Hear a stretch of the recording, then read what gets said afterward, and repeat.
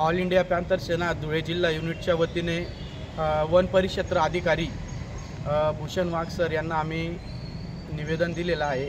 तर निवेदन देण्याचा मुद्दा असा आहे की धुळे लांडोर बंगला परिसरात खालून हायवेपासून ते वरती लांडोर बंगलापर्यंत डांबरी रस्ता तयार करण्यासाठी आम्ही निवेदन दिलेलं आहे।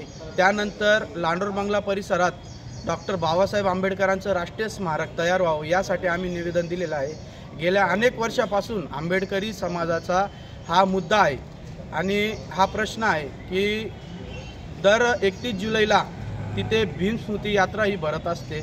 तर तिथं जाण्यासाठी रस्ता नसतो, अक्षरशः पाणी पावसाचं वातावरण असतं आणि पाणी पावसाच्या वातावरणामध्ये तिथे मोठ्या प्रमाणात चिखल होत असतो। म्हणून आमची ऑल इंडिया पॅन्थर सेना धुळे जिल्हा युनिटच्या वतीने मागणी आहे की लांडोर बंगला परिसरात डांबरी रस्ता तयार करण्यात यावा, म्हणजे हायवेपासून ते वरपर्यंत डांबरी रस्ता तयार करण्यात यावा। आणि दुसरा मुद्दा असा आहे की लांडोर बंगला लळिंग परिसरात डॉक्टर बाबासाहेब आंबेडकरांचे स्मारक तयार व्हावे, कारण की 1937ला डॉक्टर बाबासाहेब आंबेडकर कोर्टाच्या कामानिमित्ताने तेथे आले होते आणि तेथे दरवर्षी भीमस्मृती यात्रा ही भरत असते।